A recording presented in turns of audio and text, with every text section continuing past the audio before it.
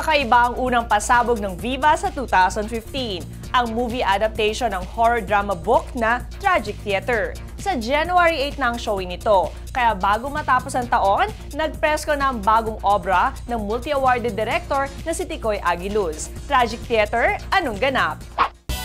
Excited na humarap sa movie press ang mga bida ng Tragic Theater sa pangunguna ni Andy Eigenman, Christopher De Leon at John Estrada. Isa ako mga pare dito, ang pangalan ko dito ay si Father Nilo Marcelo po. Kami yung nakipag-battle dun sa evil spirit.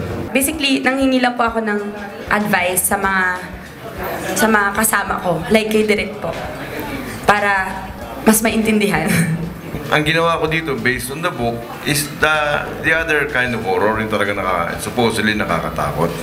Gaya ng inaasahan, nag-isa ng press people si Andy. Ito po isa sa mga pelikula na talagang naginawa ko na I'm really excited about and looking forward to. Sana po yung pagtanggap ng mga tao.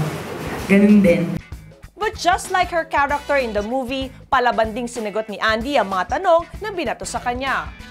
Yung nahulog kasi ako, the scene hasn't begun yet. Magte-take pa lang. So, kumbaga inaangat pa lang nila ako. Pero habang inaangat nila ako, inaalala ko kasi yung lines ko kasi it's in a different language. So, I was just throwing lines by myself.